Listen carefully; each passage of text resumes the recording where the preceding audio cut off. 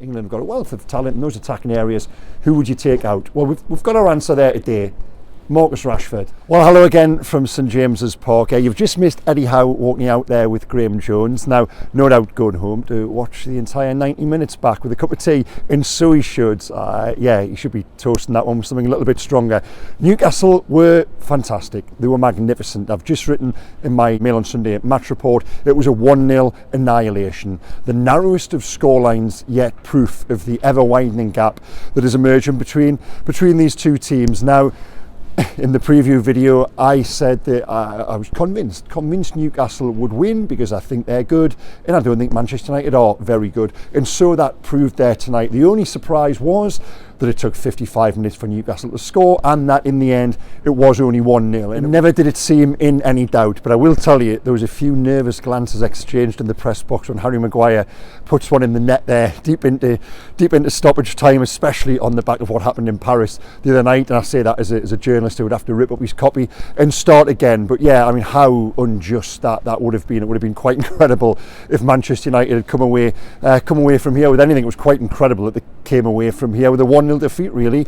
Yeah, they only had one shot on target in the first half. Newcastle had 23 efforts on goal come the end, which just goes to show their dominance. And yeah, it was from the off, really. You know, inside the first 4 minutes, Manchester United only completed one pass, and that was a back pass to their goalkeeper. Goalkeeper, by the way, who you know, he came into this game. There was a lot being written and spoken and said about Andrew Onana. He wasn't really the problem for them today. You know, I think I said in the preview video, you know, is he football's first false one? Well, Man United had a few who are faking it out there, and I can't believe that only that victory has taken Newcastle above Manchester United in the table. We'll get on to some of the individual performances, my merit stars as well, and the goal scorer Anthony Gordon. I'll tell you the player he should replace in the England squad. But for now, let's just retrace the game. Because you saw before kick-off in the Leazes End there, the War Flags effort today was recreating Eddie Howe's famous quote from the game here against Manchester United in March. Let's give it to them. Well, let's effing give it to them was the actual version. But yeah, and it was almost as if Eddie had given exactly the same team talk downstairs there before the match, because from the word go, it was relentless. And again, you know, I try to take you inside the press box. You're writing a report to deadline, and you're trying to sort of get a flavour of the tone of your copy.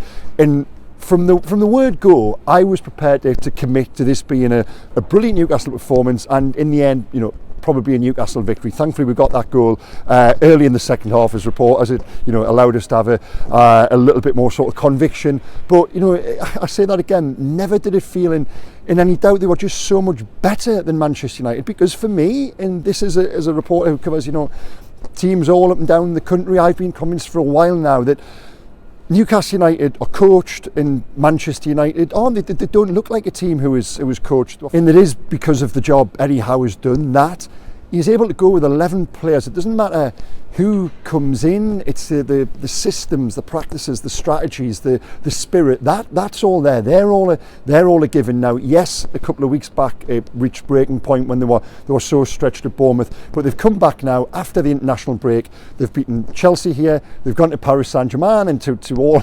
intents and purposes they beat Paris Saint-Germain as well, if not for the late call.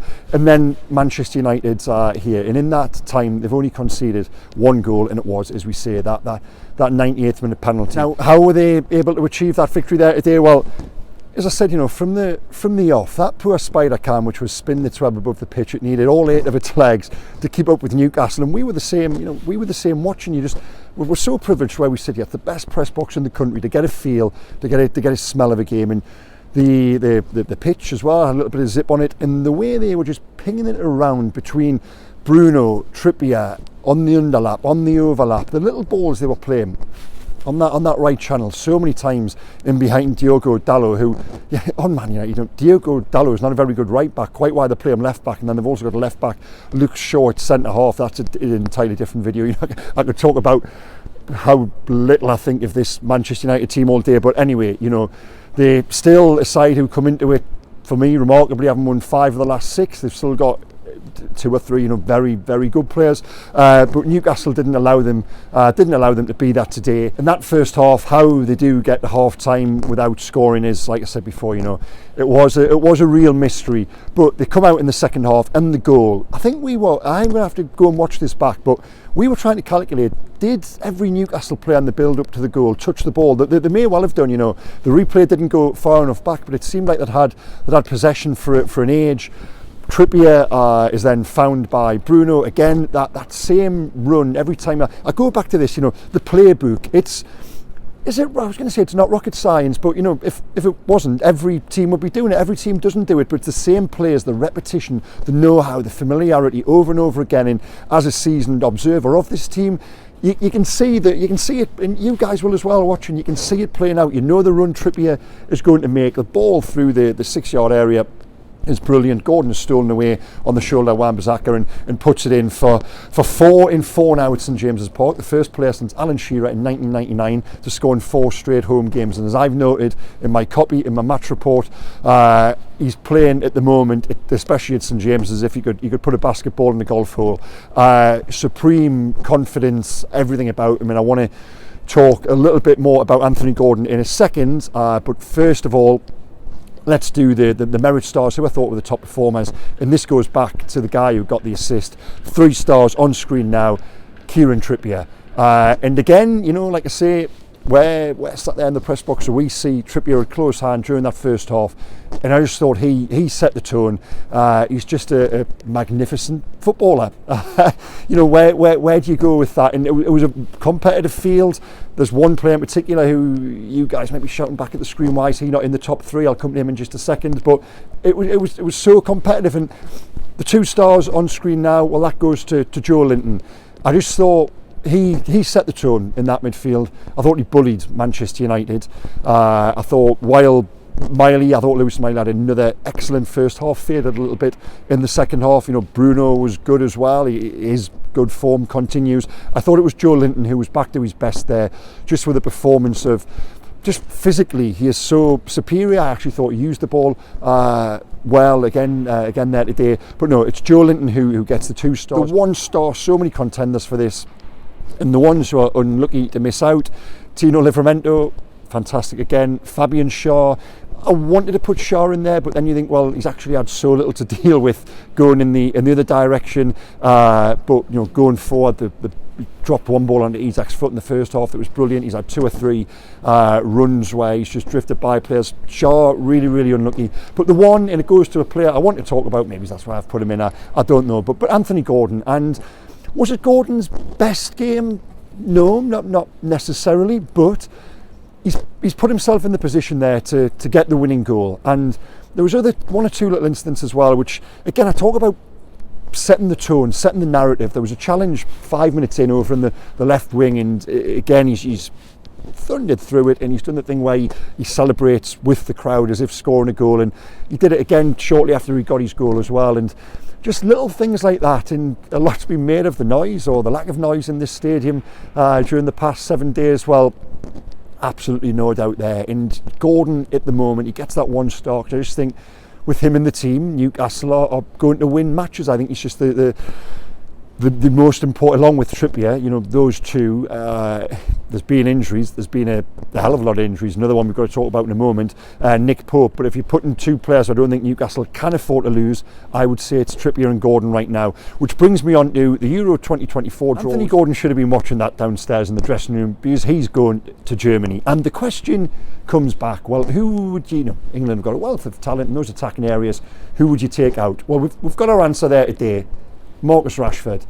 Now, I can't believe Rashford survived for 62 minutes. He didn't look as if he wanted to be there for an hour. I thought his body language was really poor. There was one incident just before he came off where Gordon, of all players, gets away from him and he just slowed to a walk. And you look at those 2 players there today and you see one who is hungry, one who has a goal threat, one who looks like creating for teammates, one who is a nuisance, who rallies the crowd, who was just in such a good place, and the other is Marcus Rashford, who was just none of those things. So if Gareth Southgate was watching from over in Germany after the draw, I think he's got his answer there as to who Anthony Gordon can replace in the squad. Yeah, the one disappointment for Newcastle, and we've just spoken to Eddie downstairs about this, is the injury to Nick Pope.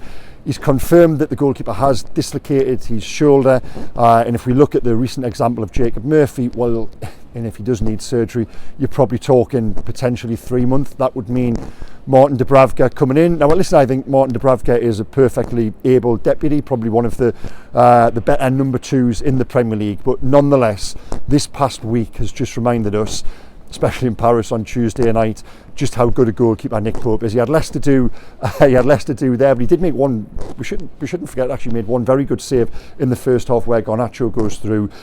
Saying that, even if Garnacho scores, I think Newcastle probably still do come back to win. So superior were they. But yeah, that is a big blow for Newcastle. The first thing so good was the performance here tonight, that the disappointment of the loss of Pope won't be felt for a few days yet, because, like I said, that was tremendous on another night where, because of the injuries, because of the game in midweek, the nature of what must have been a mentally shattering blow, they've got excuses coming into every game, but Eddie just won't allow them to have that. And I mean, at this point in the preview video, I was quite taken by his attitude yesterday in the press conference. It was spiky, it was on the front foot, it was the world is against us, and whether you agree with that or not, it's a tactic he wants to use, and a tactic he is using. And well, if that's the output, if that what it does bring, then it's one he would probably be encouraged to continue with. Now on they go to Everton now on Thursday, and the away form does have to pick up. While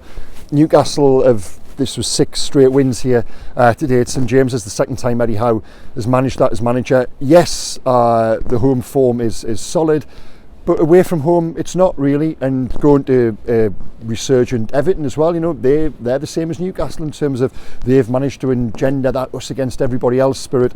So expecting a great game down there on Thursday night. I'll be there, and I'll next be back before that to bring you a preview when we speak to Eddie up at the training ground on Wednesday.